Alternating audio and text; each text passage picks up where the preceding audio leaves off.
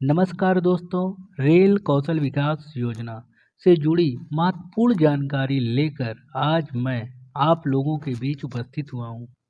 जैसा आप सभी लोग जानते ही हैं दोस्तों, हमारे देश के प्रधानमंत्री श्री नरेंद्र मोदी जी के द्वारा प्रधानमंत्री कौशल विकास योजना का शुभारंभ किया गया था, जिसके माध्यम से प्रदेश के युवाओं को स्किल ट्रेनिंग प्रदान किया जाता है, जिससे वे आत्मनिर्भर बन सकें।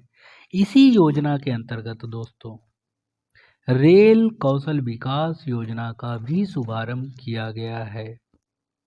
आगे जान लेते हैं अबाउट RKVY अर्थात रेल कौशल विकास योजना। रेल कौशल विकास योजना का शुभारंभ भारतीय रेलवे मंत्रालय द्वारा किया गया है, जिसे 17 सितंबर 2021 में लॉन्च किया गया है। इस योजना के अंतर्गत 18 से 35 वर्ष के युवाओं को स्किल ट्रेनिंग देकर उन्हें आत्मनिर्भर बनाया जाता है। रेल कौशल विकास योजना का लॉन्चिंग हमारे देश के रेल मंत्री अश्विनी वैष्णव जी के द्वारा की गई है। इस योजना के अंतर्गत दी जाने वाली जो ट्रेनिंग है उसकी अवधि 100 घंटे का है। प्रारंभ में जो लक्ष्य रखा गया है वो 1000 कैंडिडेट को ट्रेनिंग देने का है और इसे 3 साल में 50,000 कैंडिडेट को ट्रेनिंग प्रदान की जाएगी। इसके अंतर्गत यह ट्रेनिंग दोस्तों टोटली निःशुल्क है, कोई भी चार्ज इसमें नहीं है। जो कैंडिडेट इसमें एडमिशन लेना चाहते हैं वो ऑनलाइन एडमिशन ले सकते हैं अपने रुचि वाले ट्रेड में। तो जान लेते हैं इस योजना के अंतर्गत मुख्य ट्रेड कौन कौन से हैं। तो सबसे पहला जो है वो इलेक्ट्रीशियन है। तो जो लोग इलेक्ट्रिक लाइन में रुचि रखते हैं वो इलेक्ट्रीशियन कोर्स कर सकते हैं। जो फिटर असेंबली लाइन में रुचि रखते हैं वो फिटर कोर्स कर सकते हैं। जो वेल्डिंग लाइन में रुचि रखते हैं वो वेल्डर कोर्स कर सकते हैं। मशीनरी लाइन में रुचि रखते हैं वो मशीनिस्ट कोर्स कर सकते हैं।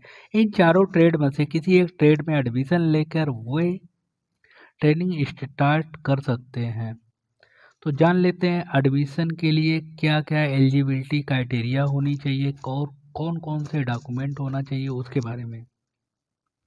तो key fact and eligibility of rail Kaushal Vikas Yojana सबसे पहले जान लेते हैं। तो सबसे पहले जो कैंडिडेट का एज होना चाहिए 18 से 35 साल होना चाहिए।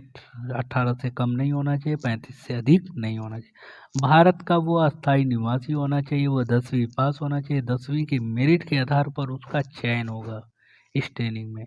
ट्रेनिंग कंप्लीट होने के बाद अभ्यर्थी भारतीय रेलवे में नौकरी के लिए दावा नहीं कर सकता है। ये भी गाइडलाइंस है दोस्तों।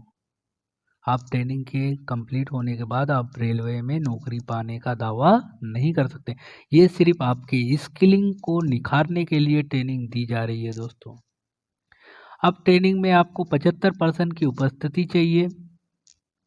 जो इसमें ट्रेनिंग आपको दी जाएगी 100 घंटे की ट्रेनिंग होगी, अर्थात 3 सप्ताह की ट्रेनिंग निर्धारित की गई है। ट्रेनिंग कंप्लीट होने के बाद आपका असेसमेंट होगा। असेसमेंट में आपको रिटन एंड प्रैक्टिकल से गुजरना होगा। रिटन में आपको 55% अंक लाना होगा और प्रैक्टिकल में 60% अंक लाना होगा, तभी आप पास करोगे। पास करने के बाद आपको सर्टिफिकेट दिया जाएगा। यह ट्रेनिंग निःशुल्क है, जहाँ पे आपको रहने और खाने की व्यवस्था स्वयं करनी होगी। अभ्यर्थी को किसी भी प्रकार का रेलवे भत्ता नहीं दे रही है। अगर कोई अपडेट रेलवे के द्वारा होगा दोस्तों तो मैं आपको अपडेट जरूर दूंगा। अब डॉक्यूमेंट के बारे में जान लेते हैं क्या क्या डॉक्यूमेंट इसमें लगेगा। आधार कार्ड होना चाहिए आपको। आधार कार्ड होना चाहिए। रेजिडेंस सर्टिफिकेट होना चाहिए। Email ID. ईमेल आईडी दोस्तों बहुत ही ज़रूरी है। आप ईमेल आईडी आपको ईमेल आईडी बहुत ही ज़रूरी है। इनकम सर्टिफिकेट होना चाहिए। इनकम सर्टिफिकेट होना चाहिए। एज सर्टिफिकेट होना चाहिए। 10th का मार्कशीट होना चाहिए। वोटर आईडी होना चाहिए। पासपोर्ट साइज का फ़ोटो होना चाहिए दोस्तों, जो कलर फ़ोटो हो। आप ये सारे डॉक्यूमेंट और जो क्राइटेरिया उसको आप फुलफिल करते हो तो आप एडमिशन के लिए अप्लाई कर सकते हो। जब आपकी ट्रेनिंग होगी, ट्रेनिंग की जो मॉनिटरिंग होगी, मॉनिटरिंग वह बनारस रेल इंजन वर्कशॉप के द्वारा होगी। आप कहीं से भी आप ट्रेनिंग करते हो, लेकिन आपका जो मॉनिटरिंग होगी वो बनारस रेल इंजन वर्कशॉप के द्वारा होगी। जो रेलवे मंत्रालय द्वारा दी जा रही ट्रेनिंग की सुविधा है वो पूरी तरीके से फिट है कि नहीं है, ये सारी जानकारी बनारस रेल इंजन वर्कशॉप लेती रहेगी जहां आपकी ट्रेनिंग हो रही है। तो मॉनिटरिंग वही करेगी। ठीक है दोस्तों। ट्रेनिंग कंप्लीट होने के बाद जब आपको सर्टिफिकेट मिल जाएगा, तब आप इंडिया के किसी भी कोने में जाके उस सर्टिफिकेट से आप नौकरी के लिए अप्लाई कर सकते हो, एमएनसी कंपनियों, मल्टीनेशनल कंपनियों में। यदि आप फॉरेन कंट्री में भी जाना चाहते हो तो आप फॉरेन कंट्री में इस सर्टिफिकेट से जा सकते हो, पूरी तरीके से वैलिड है। दूसरा एनपीएस, यदि आप अप्रेंटिस करना चाहते हो तो आप अप्रेंटिस के लिए भी अप्लाई कर सकते हो।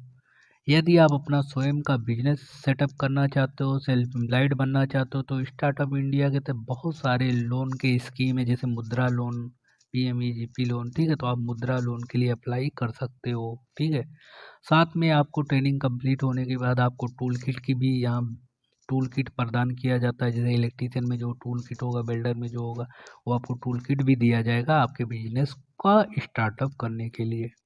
ठीक है दोस्तों।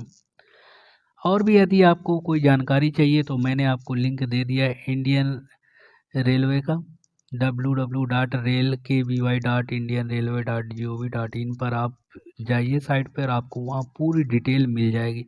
फिर भी यदि आपको कोई भी डाउट हो, ज़रा सा भी दोस्तों डाउट हो, तो आप हमें नीचे दिए गए कमेंट बॉक्स में कमेंट करिए। आपके हर कमेंट का इजी वे में समाधान किया जाएगा, जिससे आप पूरी तरीके से संतुष्ट हो जाएंगे। तो thank you for listening and watching my video दोस्तों। लास्ट में मैंने दोस्तों सेंट्रल रेलवे का कटिंग अटैच किया है, जो रेल कौशल विकास योजना से जुड़ी उसमें कुछ मुख्य जानकारी। आप वीडियो को पुश करिए, आप उसको देखिए। ठीक है, और बार बार मैं कहता हूँ, यदि कोई भी डाउट हो आपको, आप मुझे कमेंट करिए। आपको इजी वे में इसका समाधान आपको मिलेगा, जिससे आप पूरी तरीके से संतुष्ट हो जाएंगे। और लास्ट में मैं आपको कुछ लिंक, इम्पोर्टेंट लिंक दे दूंगा। ठीक है, आप उस लिंक पे जाइए। ठीक है, आपको वहाँ से भी डिटेल मिल जाएगा। तो फिर मिलते हैं दोस्तों नए वीडियो के साथ, नए अपडेट के साथ। थैंक यू एंड जय हिंद दोस्तों।